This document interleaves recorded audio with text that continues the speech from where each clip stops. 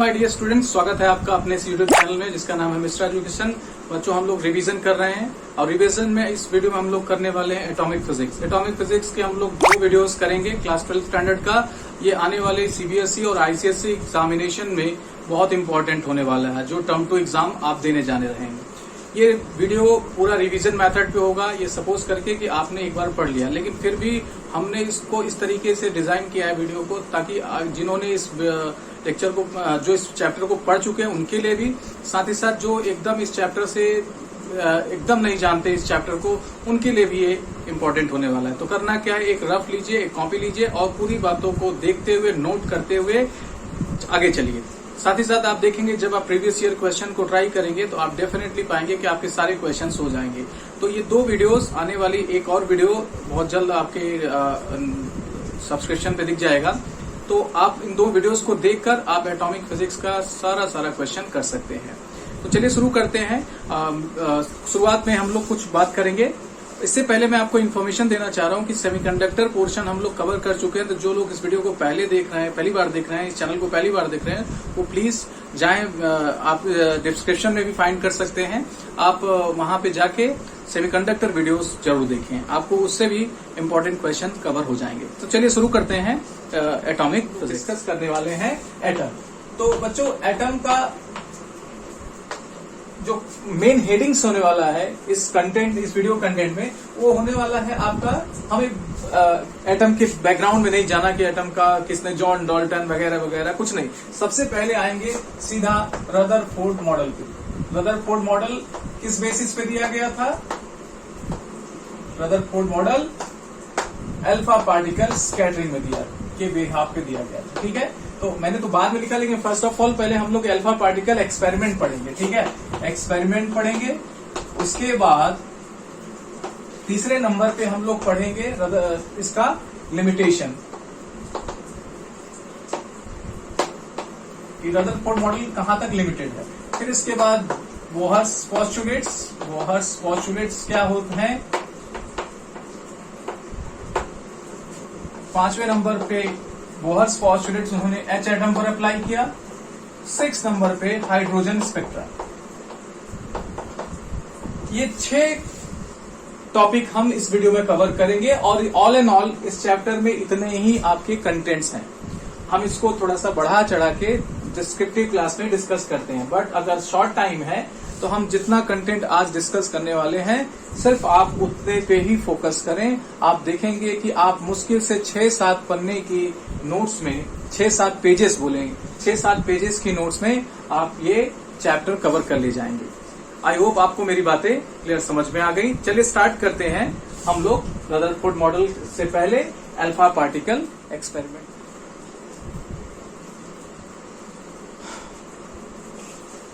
चलिए बच्चों, देखिए ये अल्फा पार्टिकल स्कैटरिंग एक्सपेरिमेंट किसने किया? रदरफोर्ड ने किया। रदरफोर्ड ने क्या किया? एटम के बारे में पढ़ने के लिए उन्होंने अल्फा पार्टिकल का बम्बार्डमेंट किस पे किया? गोल्ड के फॉइल पे, गोल्ड का मटेरियल का फॉइल लिया, जैसे एल्युमिनियम फॉइल आप देखते हैं उसी टाइप का फॉइल लिया, उस पे अल्फा पार्टिकल का बम्बार्डमेंट कराया। अल्फा पार्टिकल कहाँ से प्रोड्यूस किया, इसका हमें कोई यहाँ पे कंसर्न मतलब नहीं है कि किस तरीके से अल्फा पार्टिकल प्रोड्यूस हो रहे हैं। हाँ, ये हाई एनर्जी के हैं। अल्फा पार्टिकल होते क्या है? अल्फा पार्टिकल आपका हीलियम का क्या होता है? न्यूक्लियस होता है। अगर हीलियम का कंस्ट्रक्शन बात करें तो 2 प्रोटॉन उसके और 2 न्यूट्रॉन उसके न्यूक्लियस में होता है। 2 प्रोटॉन 2 न्यूट्रॉन न्यूक्लियस में होता है और 2 इलेक्ट्रॉन इसके चारों तरफ रिवॉल्व करता है। अगर इन इलेक्ट्रॉन्स को रिमूव कर दिया जाए तो जो न्यूक्लियस बचेगा वही अल्फा पार्टिकल है। तो यानी alpha particle 2 positively charge particle है। तो अब उन्होंने क्या किया? गोल्ड फॉइल पर अल्फा पार्टिकल का बम्बार्डमेंट किया और वहां से पास होने वाले अल्फा पार्टिकल की स्टडी की। तो जब कोई क्या होता है, अल्फा पार्टिकल या कोई भी जो पार्टिकल है या कोई भी लाइट है, जब क्या होता है किसी ऑब्स्टिकल से उसका पाथ बदलता है तो उसको हम स्कैटरिंग बोलते हैं। ठीक है, तो यहाँ पे अल्फा पार्टिकल की स्कैटरिंग हुई। अब स्कैटरिंग को उन्होंने स्टडी किया। स्टडी करने के बाद उन्होंने क्या पाया कि most of the alpha particle कैसे पास कर गए? Suffers no deviation. ज्यादा से ज्यादा अल्फा पार्टिकल कहाँ निकल गए? बिना डेविएशन के उस तरफ निकल गए। फिर उसके बाद क्या देखा उन्होंने कि few alpha particles deflected by 90 degree और इसी के आसपास के एंगल्स से क्या हुए? डिफ्लेक्ट हुए। तो ये जो अल्फा पार्टिकल्स आपको दिख रहे हैं, ट्रेजेक्टरीज दिख रही हैं, ये कुछ डिफ्लेक्शन शो करते हुए जा रहा है। तीसरे नंबर पे क्या पाया उन्होंने कि very few alpha particle deflected by 180, बहुत ही कम अल्फा पार्टिकल क्या हो रहे थे, डिफ्लेक्ट होके 180 डिग्री से वापस आ जा रहे थे। तो ये 3 ऑब्जर्वेशन, मेन ऑब्जर्वेशन उन्होंने रिकॉर्ड किए। और भी ऑब्जर्वेशंस हैं, जब आप इसे डीप स्टडी करेंगे तो भी जानेंगे कि नंबर ऑफ पार्टिकल कौन से किधर कितना जाएगा। फिलहाल हमारा जो फोकस है वो बोर्ड एग्जाम के पॉइंट ऑफ व्यू से शॉर्ट में रिवीजन करना। तो ये इंपॉर्टेंट पॉइंट्स है जिसे आप अपनी कॉपी में नोट कर लीजिए। इस ऑब्जर्वेशंस थे उन्होंने कुछ कंक्लूजन्स निकाले, तो आइए कंक्लूजन के बारे में देखते हैं। कंक्लूजन पे आइए डिस्कस करते हैं बच्चों। कंक्लूजन्स में इन्होंने देखा कि जो अल्फा पार्टिकल बिना डेविएशन के पास हो रहे थे उससे उन्होंने मैसेज दिया कि almost part of the atom is empty, क्योंकि अगर किसी भी तरीके का डेविएशन नहीं आ रहा इसका मतलब कि कोई रास्ते में रुकावट नहीं आ रही है। दूसरा, all positive charge concentrated in a small region which is called nucleus. पहली बार न्यूक्लियस का नाम किसने लिया था, रदरफोर्ड ने नाम लिया था। इसलिए अगर हम न्यूक्लियर फिजिक्स के फादर की बात करें तो father of nuclear physics is Rutherford. Rutherford Thomson के स्टूडेंट थे। थॉमसन ने प्लम पुडिंग मॉडल दिया था, हमारे लिए इम्पोर्टेंट नहीं। उसी प्लम पुडिंग मॉडल को पढ़ते हुए आगे रदरफोर्ड ने इसे मॉडिफाई किया और ये अल्फा पार्टिकल एक्सपेरिमेंट देख रहे हैं। तो charge concentrated in small region which is called nucleus, ठीक है, न्यूक्लियस बोला।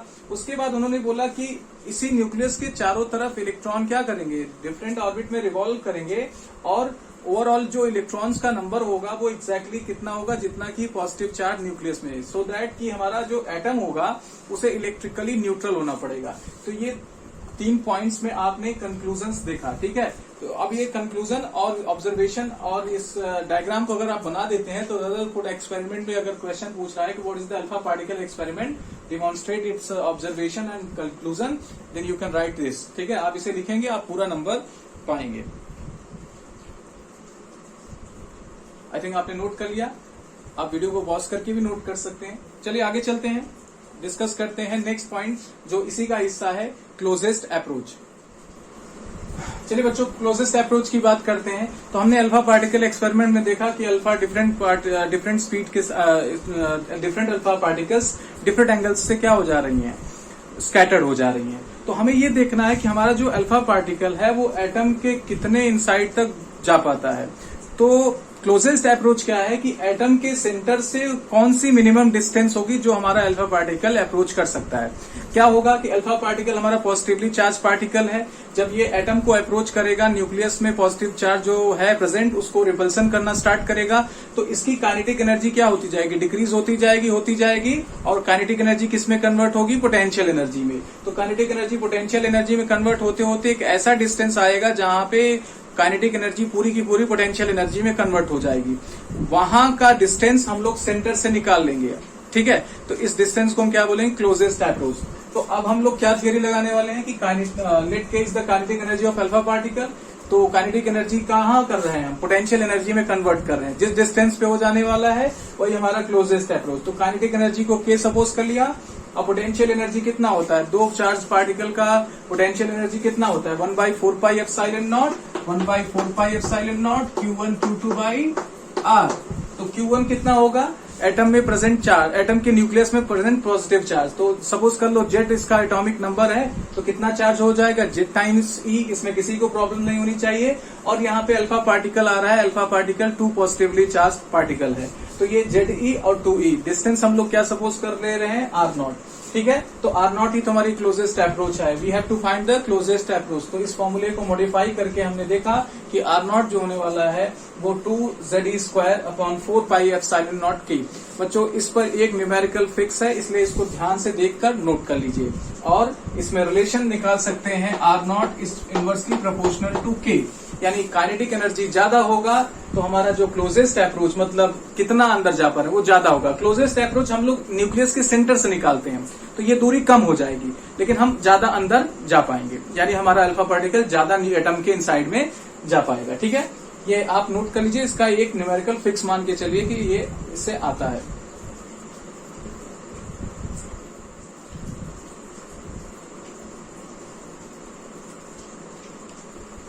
चलो बच्चों, अब ये हम लोगों ने क्या किया, अल्फा पार्टिकल स्कैटरिंग एक्सपेरिमेंट से रदरफोर्ड ने क्या किया, रदरफोर्ड ने अपने एटॉमिक मॉडल का स्टेटमेंट्स दिया। तो स्टेटमेंट्स जो देखिए कुछ इस तरीके से कि an atom is consist of small central core which contains all positive charge and almost mass of the atom. हमारा जो एटम क्या होता है, एटम के नीचे, एटम के बीच में एक सेंट्रल मैसिव कोर होता है, जिसमें क्या होता है, एटम की सारी पॉजिटिव चार्जेस होते हैं, साथ ही साथ एटम के सारे मास भी वहीं पर, ऑलमोस्ट सभी मासेस वहां पे बिलोंग करती हैं, ठीक है, वो रीजन न्यूक्लियस बोला जाता है। Second thing, size of nucleus जो होने वाला है वो 10⁻⁻15 ऑर्डर का होने वाला है, यानी फर्मी ऑर्डर का, ठीक है। आपका साइज हो सकता है कि जैसे आपने कोई एक एटम लिया तो उसमें 2 × 10⁻⁻15 आ जाएगा, कोई एटम लिया 0.2 × 10⁻⁻15, लेकिन आप जब भी देखेंगे तो ये मल्टीप्लीकेशन में ये फैक्टर जरूर रहेगा, यानी न्यूक्लियस की साइज फर्मी ऑर्डर का या 10⁻⁻15 मीटर का होने वाला है।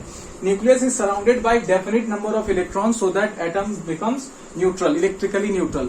एटम के चारों तरफ इलेक्ट्रॉन क्या करते हैं, रिवॉल्व करते हैं, और ये डेफिनिट नंबर होता है। नंबर कितना होता है, जितना की पॉजिटिव चार्ज हमारे न्यूक्लियस में होता है उतना ही इलेक्ट्रॉन आपके चारों तरफ, एटम के चारों तरफ रिवॉल्व, न्यूक्लियस के चारों तरफ रिवॉल्व करते हैं, सो दैट कि हमारा एक एटम जो हो इलेक्ट्रिकली न्यूट्रल हो। अब इलेक्ट्रॉन कैसे ऑर्बिट में मूव करते हैं, electrons revolve in circular orbit, जैसे कि हमारा प्लैनेटरी सिस्टम है, सन फिक्स है, उसके चारों तरफ प्लैनेट्स मूव करते हैं।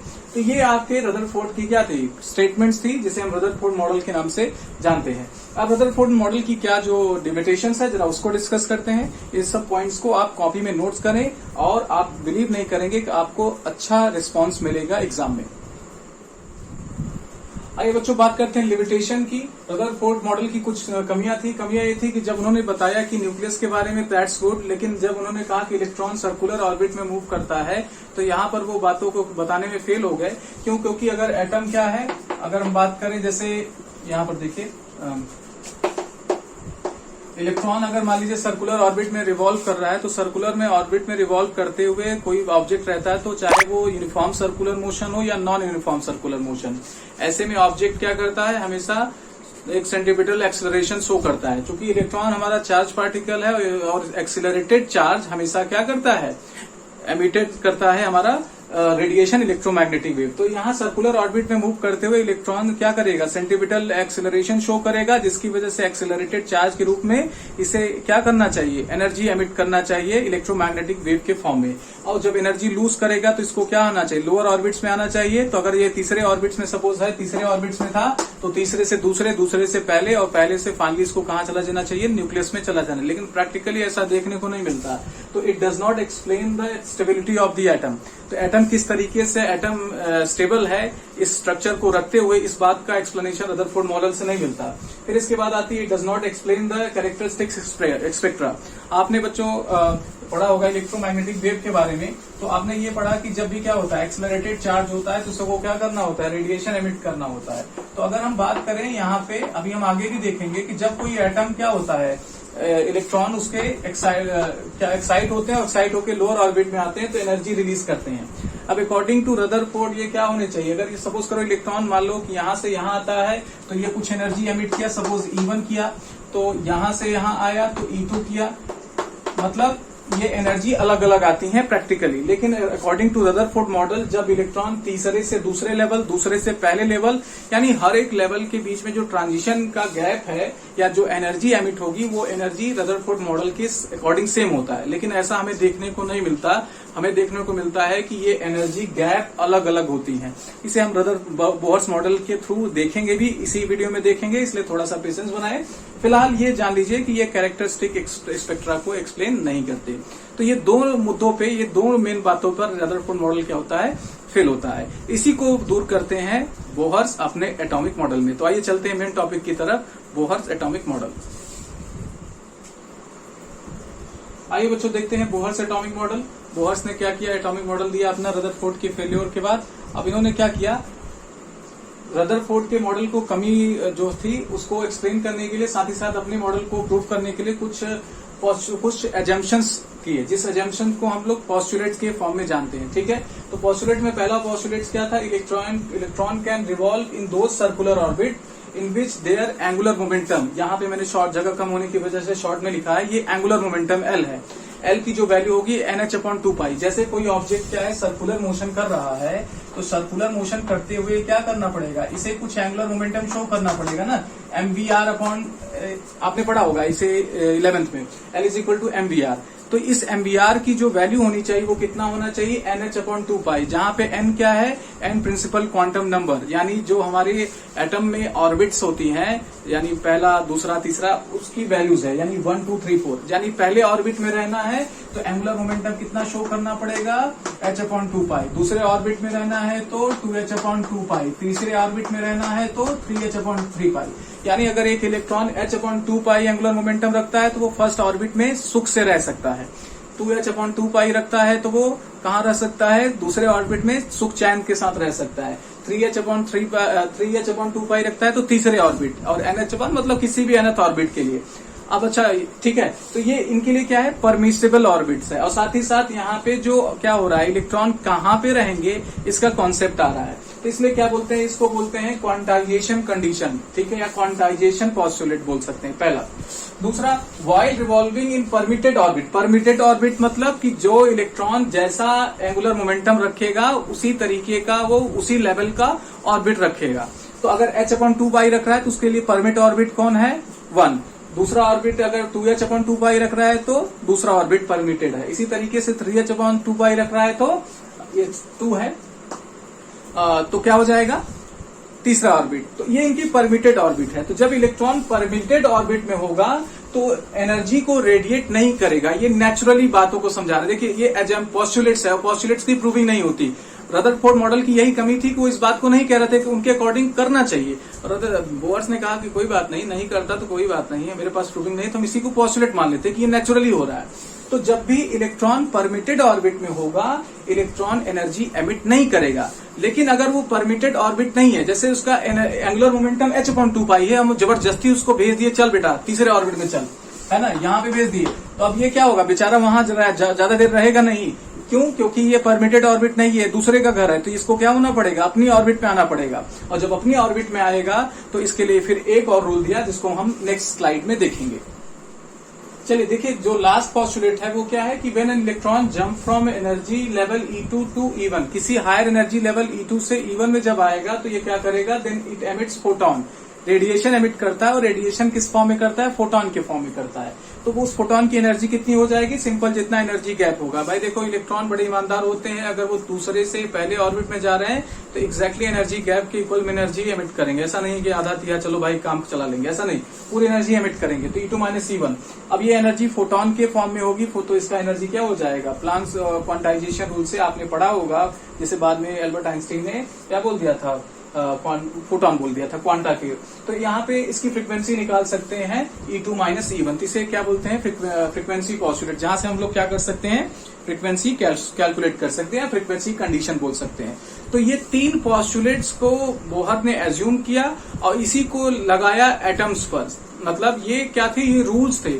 अब इसी रूल्स के तहत उन्होंने किसी एटम को स्टडी किया, उसका कैलकुलेशन किया, तो उसकी जो रिजल्ट होनी चाहिए वो क्या होनी चाहिए, एक मैथमेटिकल रिजल्ट और एक्सपेरिमेंटल रिजल्ट दोनों मैच करने चाहिए। अगर मैच कर गया तो बोहर्स पॉस्टुलेट सही है, यानी बोहर्स एटॉमिक मॉडल सही है, अदरवाइज नहीं है। तो बोहर्स ने सबसे पहले इसे हाइड्रोजन या हाइड्रोजन लाइक एटम के लिए अप्लाई किया, और हमें इस चैप्टर में हाइड्रोजन या हाइड्रोजन लाइक एटम्स के लिए ही पढ़ना है। तो अब हम लोग क्या करेंगे, H एटम की स्टडी करेंगे। चलिए नेक्स्ट स्लाइड की तरफ चलते हैं। चलिए अब हम लोग क्या करेंगे, अप्लाई करेंगे अपना बोहर्स जो पॉस्टुलेट है वो किसी हाइड्रोजन लाइक एटम में। एक हमने एटम सपोज किया जिसमें जेड प्रोटॉन है, और जेड प्रोटॉन हो गए तो Ze चार्ज इसके न्यूक्लियस में एग्जिस्ट करेगा, और उसके चारों तरफ किसी ऑर्बिट में ढेर सारे इलेक्ट्रॉन है, बट हम किसी एक इलेक्ट्रॉन की कैलकुलेशन करेंगे nth ऑर्बिट में सपोज करके, किसी ऑर्बिट में सपोज करके, उसके बाद उसको जनरलाइज कर देंगे। ठीक है, तो अब जब क्या होगा, ये इलेक्ट्रॉन यहाँ पर रिवॉल्व करेगा, सपोज कर लीजिए v स्पीड से कर रहा है, मास m है इसका, r रेडियस है, z एटॉमिक नंबर।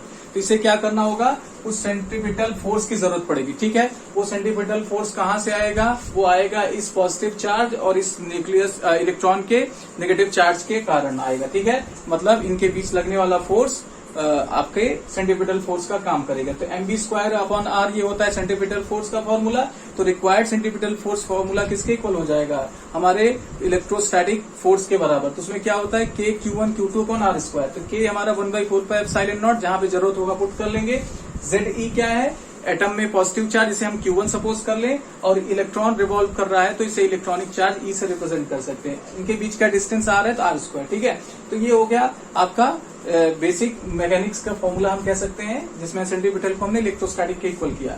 यहाँ से R² कैंसिल कर दिया तो क्या आ गया, mv² is equal to kZe² upon R। दिख नहीं रहा, थोड़ा सा ध्यान दीजिएगा कि एक R² से यहाँ में जो यहाँ के R को कैंसिल किया तो mv² बचेगा kZe² अपॉन R। इसे इक्वेशन 1 कर लेंगे, ठीक है। तो यहाँ से R कितना आ जाएगा, k times Ze² upon mv², ठीक है। इस इक्वेशन का आ गया। ये तो हमारा मैकेनिक्स का फॉर्मूला है। अब इलेक्ट्रॉन कौन से ऑर्बिट में रहेगा, इसके लिए बोहर्स पोस्टुलेट लगा के हम क्लियर कर सकते हैं। तो बोहर कहते हैं कि किसी R रेडियस के ऑर्बिट में रहने के लिए उसे क्या करना होगा, उस ऑर्बिट के इक्वल में एंगुलर मोमेंटम शो करना होगा। तो कितना शो करना पड़ेगा, हम किसी n के लिए कर रहे हैं तो NH/2π, ठीक है। तो यहाँ mvr is equal to NH/2π। इसके लिए इसके आगे चलते हैं। तो यहां से हम लोग क्या कर ले, यहां से हम लोग फाइंड कर ले अपने v की वैल्यू, या चलिए यहां से फाइंड कर लेते हैं R। तो R कितना आ जाएगा, R आ जाएगा NH/2πmv। आएगा कि नहीं बताइए भाई। R को हमने क्या किया, यहाँ पे फाइंड किया है तो mv को राइट साइड में शिफ्ट कर दिया। इसे इक्वेशन क्या कर लीजिए, 4 कर लीजिए, ठीक है। अब हम लोग क्या करें, इस इक्वेशन का इस्तेमाल कर लें दो इक्वेशन का, इक्वेशन 2 और 4 का। दोनों के लेफ्ट साइड में R है तो राइट साइड में जो वैल्यूज होंगी वो क्या हो जाएंगे, इक्वल। फ्रॉम 2 and 3 हम क्या पाएंगे कि kZe² upon mv² is equal to क्या हो जाने वाला है, NH/2πmv, ठीक है। तो यहां से एक क्या होगा, v से v कैंसिल हो जाएगा। फिर हम लोग क्या कर लेंगे, v की वैल्यू फाइंड कर लेंगे। तो v की वैल्यू फाइंड करेंगे तो क्या आ जाएगा, v को इधर ट्रांसफर कर दीजिए, सारी वैल्यूज को एक तरफ कर लीजिए। भाई v यहाँ चला गया, अब सारी वैल्यूज इधर आ जा रही। तो आप इसे इक्वेट कर लेंगे, बहुत इजीली कर सकते हैं। चूंकि हमें वीडियो को कम समय में खत्म करना है इसलिए मैं थोड़ा सा आपको शॉर्ट में करा दे रहा। 2πkZe² अपॉन NH, ये आ जाएगा वेलोसिटी, ठीक है। तो इस वेलोसिटी का हेल्प लेके हम क्या कर सकते हैं, रेडियस फाइंड कर लेंगे, ठीक है। ले जाके वैल्यू कहाँ पुट कर देंगे, पुट कर देंगे इक्वेशन 2 में। जो इक्वेशन 2 है हमारा, इसमें अगर हम v² की वैल्यू पुट कर दें तो हमारा क्या हो जाएगा, R आ जाएगा, ठीक है। तो क्या आएगा, k putting the value of v in equation, तो kZe² अपॉन m। अब v की जगह क्या कर देंगे, ये वैल्यूज पुट कर देंगे। तो ये वैल्यू क्या हो जाएगा, क्योंकि हमें यहाँ पे v डिनोमिनेटर में है तो रेसिप्रोकल में कर दे, तो ये जो हो जाएगा वैल्यू सब ऊपर चली जाएंगी। तो 4π² k² और e⁴, चूंकि स्क्वायर करके रख रहे हैं ना, सॉल्व करने पर रेडियस की वैल्यू आ जाएगी। मैं डायरेक्ट लिख रहा हूँ क्योंकि एज यूजुअल मुझे टाइम से वीडियो को फिनिश करना है। तो R कितना हो जाने वाला है बच्चे, R हो जाने वाला है n² x², डिनोमिनेटर में आ जाएगा। अगर हम इसको सॉल्व करते हैं तो 4π² mkZe², ZE पावर, हाँ ठीक है, Ze² आ जाएगा। तो ये आपका रेडियस का फॉर्मूला आएगा, यानी इलेक्ट्रॉन कहां पे रहेगा, किस रेडियस में रहेगा, इस फॉर्मूले से क्लियर होगा।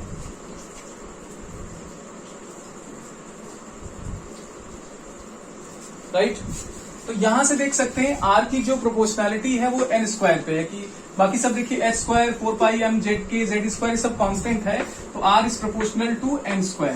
अगर हम बात करें इलेक्ट्रॉन पहले ऑर्बिट में है तब उसकी रेडियस क्या होगी, और दूसरे ऑर्बिट में है तो क्या रेशियो में होगा, तो R1 is to R2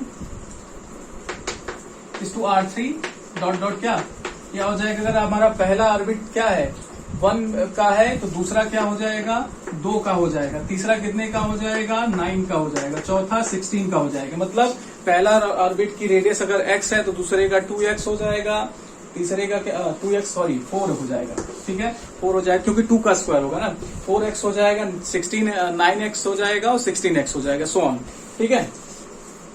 इससे क्या पता लगता है, इससे ये पता लगता है कि अगर ये x लेंथ है तो ये दूसरा वाला 4x हो जा रहा है, तीसरा वाला 9x हो जा रहा है। मतलब इनके बीच का जो स्पेसिंग है वो इक्वल नहीं है। मतलब हम कह रहे हैं कि पहले ऑर्बिट की x रेडियस है, दूसरे का 4x हो जा रहा है, मतलब 3x ज्यादा हो जा रहा है, और चौथे का 16, मतलब यहाँ पे पहले के कंपैरिजन में 15। तो इक्वल स्पेसिंग नहीं है कि पहला रेडियस x सेंटीमीटर का है तो दूसरा 2x का है, तीसरा 3x का, ऐसा नहीं है।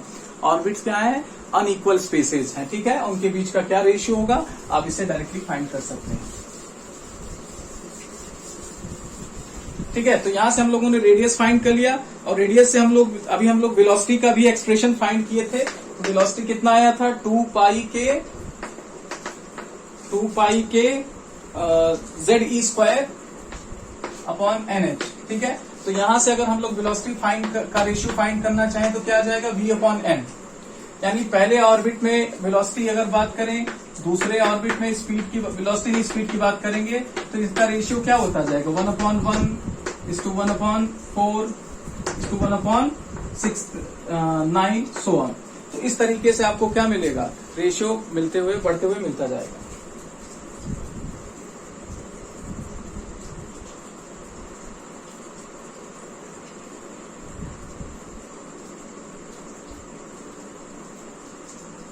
ठीक है, चलिए अगर हम इस नोट कर लीजिए, थोड़ा कभी कभी न्यूमेरिकल में काम आता है। इसी फॉर्मूले में अगर हम सारी वैल्यूज रख दें जो कांस्टेंट है, जैसे h स्क्वायर 4 पाई m के z को छोड़ के बाकी सारी वैल्यूज बदल दें, क्यों, क्योंकि z क्या है, एटॉमिक नंबर है, ये हर एटम के लिए अलग होगा।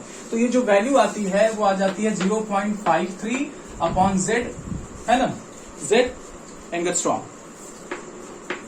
तो इससे हम लोग क्या कर सकते हैं, सीधा Z पुट करें। जैसे हमने लिथियम का एटम पूछा, लिथियम का एटॉमिक रेडियस कितना होगा, यहाँ पे n स्क्वायर कर लीजिए। तो आपको क्या करना है, n की वैल्यू पुट करना है कि कितना ऑर्बिट उसमें रहता है 0.53, Z की वैल्यू पुट कर देंगे तो ऑर्बिट आ जाएगा, रेडियस आ जाएगा। अगर इसीलिए केवल H की बात करें तो H एटम में आपको पता है n इज इक्वल टू कितना होता है, small n is equal to 1 होता है और Z इज इक्वल टू 1। तो R0 कितना आ जाएगा 0.53 एंगस्ट्रॉम, ठीक है। इसे हम इस लेंथ को, इस रेडियस को बोलते हैं बोहर्स रेडियस, क्योंकि बोहर्स ने H एटम के लिए स्टडी की थी, ठीक है। तो इसको उन्होंने बोहर्स रेडियस बोल दिया।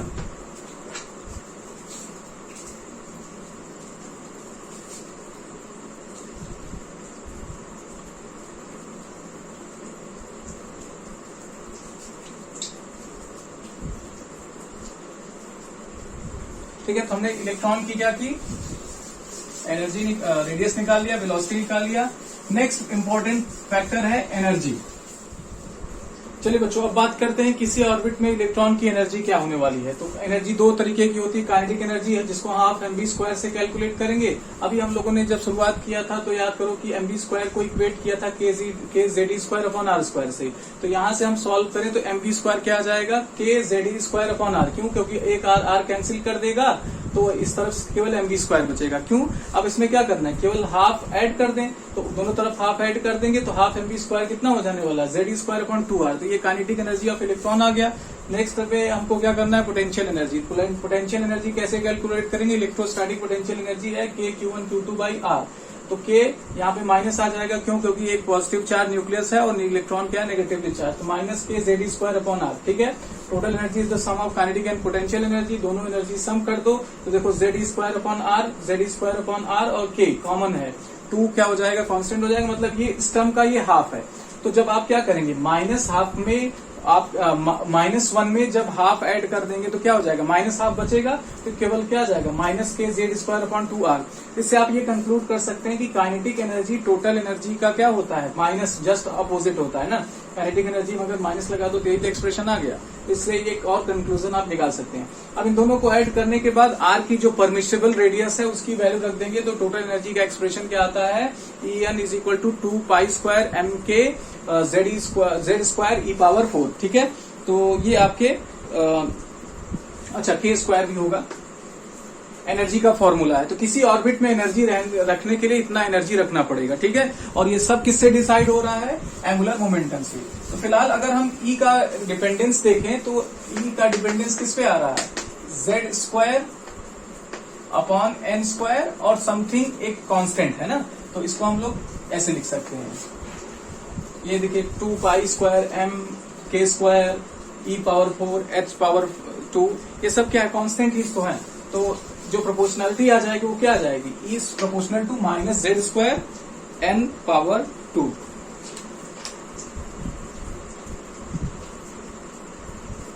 राइट।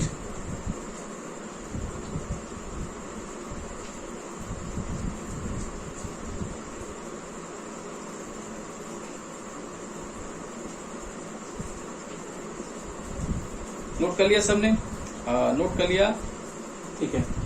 तो अगर हम इसको सारे कांस्टेंट रख के सॉल्व करें, जैसे 2 पाई m सारे कांस्टेंट जो हैं पुट करके सॉल्व कर दें, तो जो ये वैल्यू आती है ये आ जाती है En is equal to minus 13.6 electron volt m square z square, ठीक है।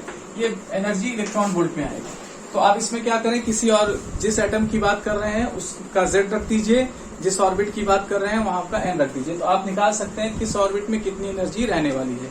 अगर हम H एटम की बात करें तो H एटम में कितना हो जाएगा, सिंपल माइनस 13.6 इलेक्ट्रॉन वोल्ट हो जाएगा। क्यों? क्योंकि m भी 1 होता है हाइड्रोजन के लिए और z भी क्या होता है, 1 होता है। तो इस हिसाब से अगर हम हाइड्रोजन एटम के ऑर्बिट्स की एनर्जी जानना चाहें तो पहले ऑर्बिट की एनर्जी कितनी हो जाएगी, माइनस 13.6 इलेक्ट्रॉन वोल्ट होगी। दूसरे ऑर्बिट में जानने के लिए n स्क्वायर की जगह n की जगह 2 रखोगे अपॉन 4 स्क्वायर हो जाएगा, तो ये एनर्जी कितनी हो जाएगी, माइनस 3.4 इलेक्ट्रॉन वोल्ट। E3 कितना हो जाएगा बच्चों, अगर आप यहाँ पे तीसरे ऑर्बिट की एनर्जी निकालना चाह रहे हैं तो n इज इक्वल टू 3 रखेंगे तो 9 स्क्वायर से डिवाइड करना पड़ेगा और ये एनर्जी हो जाएगी माइनस 1.5 सो ऑन। आप इस तरीके से किसी भी ऑर्बिट की एनर्जी निकाल सकते हैं, ठीक है। ये हो गया आपका एनर्जी। अक्सर बच्चों एक चीज पूछता है कि what is the fine structure constant, तो जरा उसको लिख लेते हैं नोट करके। नेक्स्ट स्लाइड में आपको देखते हैं। अक्सर बच्चों क्वेश्चन आता है कि what is the fine structure constant. देखिए, जब हम स्पीड की बात करते हैं किसी इलेक्ट्रॉन का किसी ऑर्बिट में स्पीड जो होता है, तो सारे कांस्टेंट अगर पुट कर दें, अगर स्पेशली हम हाइड्रोजन एटम के देखें तो ये वैल्यूज आती है। तो इसका जो ऑर्डर आता है, इस पूरे वैल्यू को जब सॉल्व करेंगे तो ऑर्डर देखेंगे 10⁻6 मीटर पर सेकेंड का आता है। यानी speed of the electron in first orbit of the hydrogen atom is going to be 10⁻6 metre per second. तो अगर इसको इसका हाई स्पीड है, तो हाई स्पीड को कंपेयर किया जाए स्पीड ऑफ लाइट से, तो इस स्पीड को अगर हम c से डिवाइड करते हैं तो हम पाते हैं 1/37 और इसको एक रेशियो एक कांस्टेंट से डिफाइन करते हैं अल्फा, जिसे हम फाइन स्ट्रक्चर कांस्टेंट बोलते हैं, ठीक है। तो फाइन स्ट्रक्चर कांस्टेंट से ये पता लगता है कि हाइड्रोजन एटम के फर्स्ट ऑर्बिट में इलेक्ट्रॉन की स्पीड लाइट की स्पीड के कंपैरिजन में कितना होता है, तो और ये होता है 1/37, ठीक है। इसको नोट करके आगे चलते हैं। ओके बच्चों, आज के वीडियो में बस इतना ही। हम लोगों ने बहुत कुछ कवर किया। आने वाले वीडियो में थोड़ी बहुत चीजें जो बची है वो भी डिस्कस हो जाएंगी। साथ ही साथ हम कोशिश करेंगे कुछ प्रीवियस ईयर क्वेश्चन भी डिस्कस कर लिया जाए, ताकि आपका कॉन्फिडेंस बिल्डअप हो। तो उम्मीद करता हूं आपको वीडियो पसंद आया। तो अगर पसंद आया तो प्लीज चैनल को सब्सक्राइब करें, वीडियोस को लाइक करें और शेयर करें अपने फ्रेंड्स के बीच में। और आई होप कि हम लोग नेक्स्ट वीडियो में जल्दी मिलते हैं और आपके प्यार का हमें इंतजार रहेगा इन कमेंट्स के फॉर्म में और लाइक के फॉर्म में। चलिए, आज के लिए इतना ही। Thank you very much.